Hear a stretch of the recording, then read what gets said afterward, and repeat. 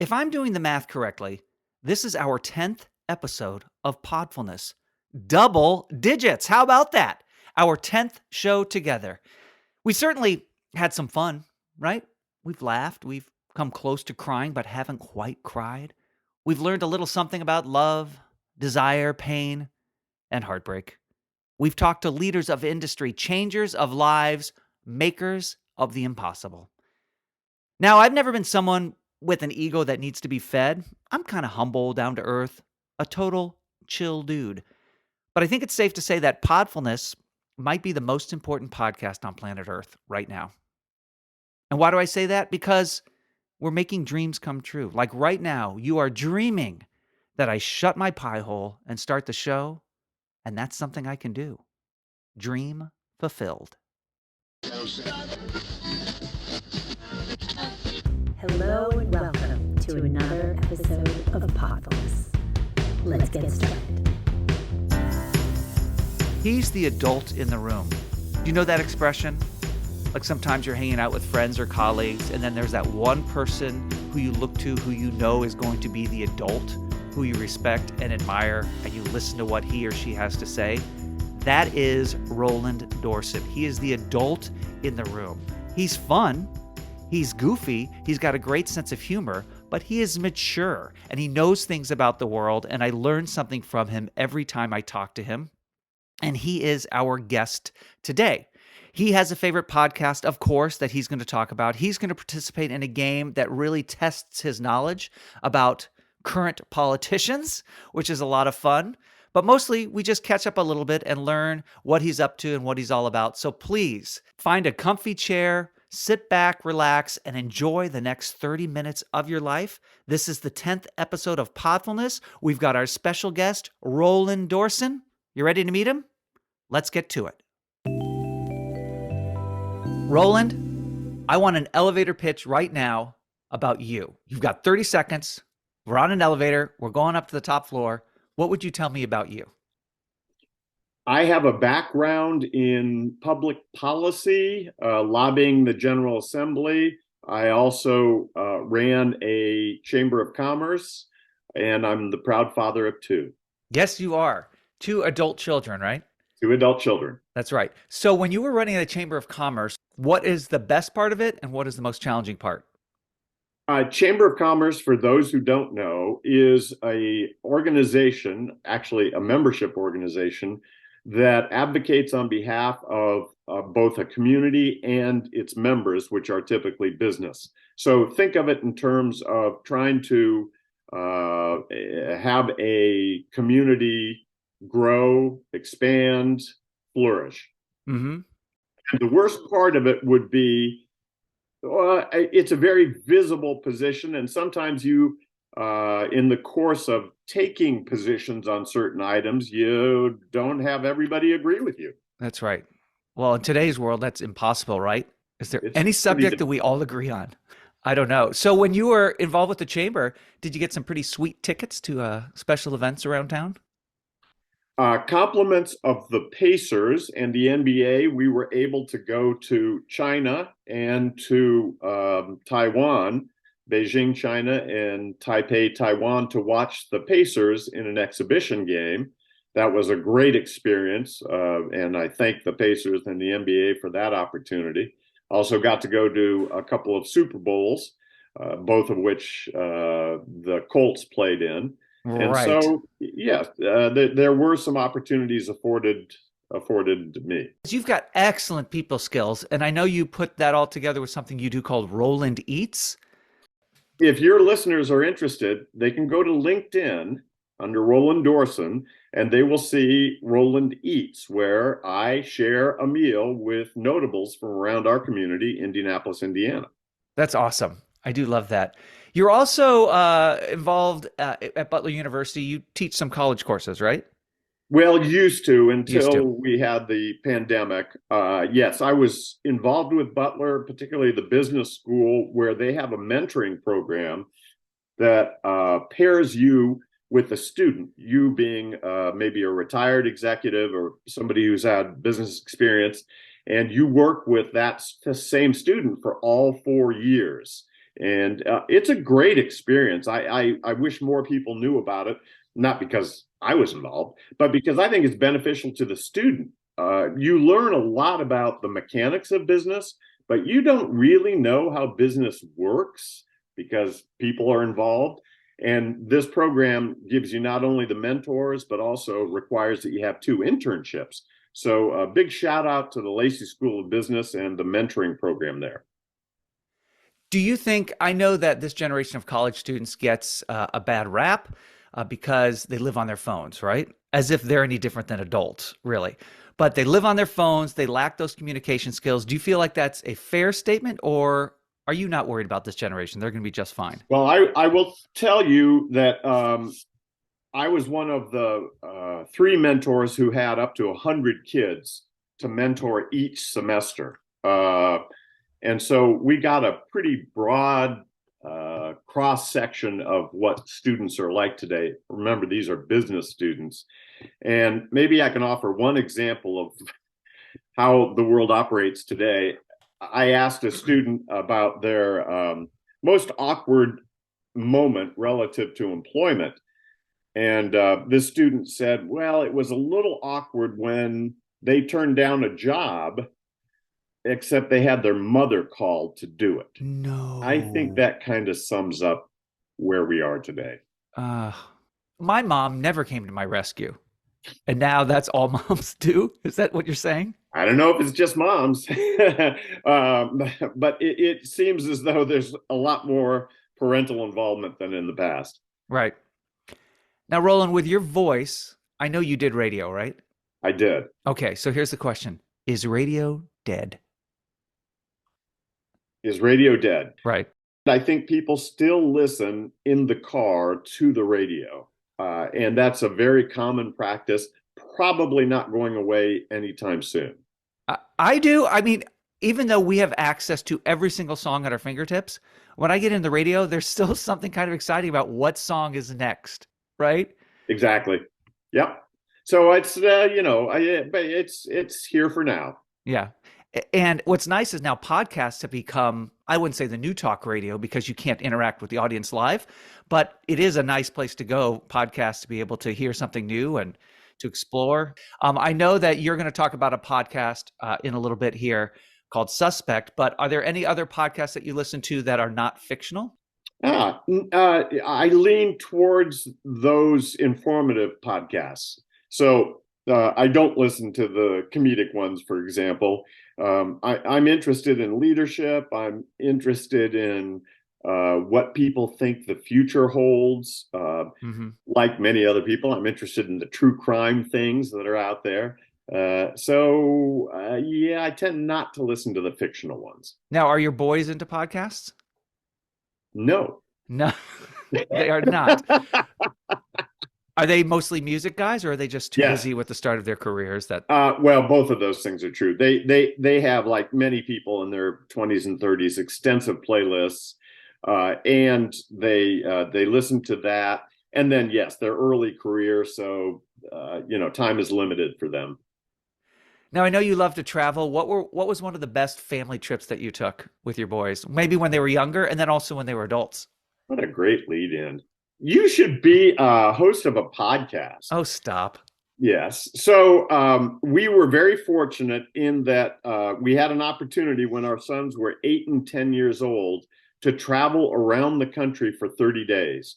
And as I told our young sons at that point, regardless of the outcome of this trip, good, bad, or otherwise, you will always remember it. Well, we traveled through 19 states. We covered 7,100 miles, and we had an absolute ball. They will remember that for the rest of their lives, and fortunately, they'll remember it in a positive way. That's even better, Roland. Yep. And then more recently, we were fortunate enough to go with our 2 sons and now daughter-in-law to Iceland. And had a terrific time there. Iceland is, as many people know, a unique place. And I would strongly urge people who have the ability to go there. I'm not going to sound like a genius here, but it's a lot closer than you think. It is a lot closer than you think. I hear Iceland, and I think it's a faraway place, but yeah. Yes. All right, Roland. So what I want to do is I want to talk about one of your favorite podcasts. But before we Yes. do, we need to take this short break. Podfulness. In case you haven't been paying attention, everyone has a smartphone. And there are a lot of people who take photos all the time, mostly selfies. Take Snapchat, for example. This app allows you to send pictures of yourself to your friends. But what eventually happens is you grow tired of taking your own photos, so you start taking photos of ceiling fans and long empty hallways and your feet with and without socks on. And there are some people, you know who you are, who take photos of other people without their consent. If you are someone who takes photos of people secretly because you're bored or you're trying to be funny, don't. Instead, try putting your phone down and experience the world through your own eyes. And just know that if you try to take a photo covertly and you get caught, you're going to jail. True fact, what you're doing is highly illegal, and you are most likely going to end up in prison for a very long time. A very long time. Think of others. Don't take that pic. This has been a public service announcement. And now, back to the show. Roland, we are going to talk about your favorite podcast, or one of your favorite podcasts, called Suspect. And this is a podcast I don't know much about. I'm not really into true crime. So tell me what it is about Suspect you liked, that you like, and what brings you back for more.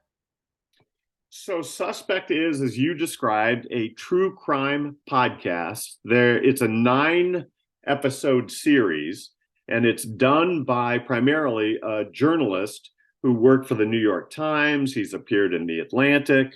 Matthew Shear is his name. He's credentialed. And this is a podcast that when it appeared in 2021 or was available, it rose to the top of the charts. So it was the most popular for a period of time podcast in the country. I don't know, maybe the world. In 2021 when it was released. It involves a murder that took place in 2008 outside of Seattle, Redmond, Washington. And it involves a young woman, 24-year-old Indian woman, who is murdered on Halloween night after a party in her apartment complex, in which 4 different apartments were made available to the partygoers. And so they all, there was a stream of people in and out of the place. And come Monday morning, they found a dead body. And unfortunately, it was our Pana Janaga. And so how many episodes does he spend on this mystery? All 9. Okay. You don't know fully the resolution of it until 8. Okay. But 9 is worth it because it's a follow-up. And what drew me to this, Mark, is not only is it award-winning and features journalists who have credentials, but it is so well done. Yeah. It is captivating. They have interviewed as many as 40 people that were involved in this, from folks who attended the Halloween party I just mentioned, to police, to prosecutors, defense attorneys, even jurors. And it gives you a complete picture of how a case is ultimately prosecuted. And while I've watched a lot of Law and Order, I found that the wheels of justice turn in a very different way than they do on TV. Right. They do. It takes a long time, doesn't it? Did it take a long time for justice to come to this person? Well, I don't want to give anything away, but I will say that there were no witnesses to the crime. DNA was used extensively in the 2 trials that occurred, and the rest of the evidence was circumstantial. And yes, the wheels turned very slowly. Yeah. And I don't think that the family of the victim feels as though justice has been truly served. And is Suspect, do they cover other murders, or was that just the name of this series and it's over? Are there more Suspects? They have a second series, which I've not listened to, but based on the reception from me about the first one, I would listen to the second one. If you're into this genre, I would strongly urge you to listen to this. It is top notch. As somebody described, it's an exemplar of the genre. Yeah. So again, if you're into it, or even if you're not and just want to sample it, this is a perfect one to start with. So because it's produced so well, right, and it draws you in, do you find that you just sit there listening, or are you typically driving? It doesn't sound like something you can multitask with. Yeah, no, not driving. I listen at the gym. Okay. And so when I'm doing my workouts, I would listen to it. And workouts are workouts. And so I was able to give all my attention to the podcast. And I have to say, it still sticks with me. It's almost like a book that you really enjoy. You finish it and you wish it wasn't over. Yeah. Have you run into other people that have also listened to it and you just go on you have a long conversation with that person about it? Good question, but no, I have not. I haven't brought this up with other folks, probably because of my own criminal history. Uh-huh. Right. I understand that. So what does it say about us as a country that a show like this goes to the top of the podcast charts? This is the question that's always asked about newspapers and news in general. Why is it the negative stuff that gets emphasized, and particularly crime? And the answer is everyday things, even when they're good, are everyday things. But unfortunately, a plane falling out of the sky or a beautiful Indian software engineer being murdered in Redmond, Washington, is not usual. It's unusual. Yeah. And we're drawn to that as people. And so I think it's just a reflection of what we find interesting and curious as a species. It's something out of the ordinary, something that we pay attention to because it's different. Yeah. You're right. It's not just an American phenomenon. I read a news story a couple of years ago that talked about how there was a Russian news station that what they did for an entire week was just air good news, and their ratings plummeted. Right? So here we talk about how come there's no good news anymore on TV, and then when there is, nobody wants to watch it. Exactly right. That's exactly right. So Suspect, you found it, I think, on Amazon, but you can probably find it all over the place, can't you? Yeah, actually, I got it on Spotify. It is available on Amazon. You can actually go to the website Wonderly, find it there. So I imagine you can walk into your local grocery store and find it. Oh, good. What aisle would that be on? Probably produce, aisle 6B. Okay. I'll check it out. All right, Roland. So what we're going to do is we are going to change gears here and move from your favorite podcast to what is the favorite part of this podcast, which is the fun and game segment. Okay. Okay. So prepare yourself. Is there a prize involved, Mark? We'll talk about that. There is indeed not a prize involved. Oh. You are a political animal in a good way. You are great about staying connected with people and helping others connect. And of course, you had that position with the Chamber of Commerce. You were a big deal, but now you're just a big deal for being you, right? All right. So on the subject of politics, we are going to play a quick game called U.S. Senator or TV Bad Guy. Podfulness. Oh, okay. Oh my goodness. So this is how the game works. I'm going to give you a name and a state, plus the year that this senator started serving in office, and you have to tell me whether the senator I'm naming is really a senator or a bad guy from a popular television show. Oh, Mark, this might make me look incredibly dumb. Well, it won't, because I promise you, you're not going to know many of these names at all, okay? But these are actual senators.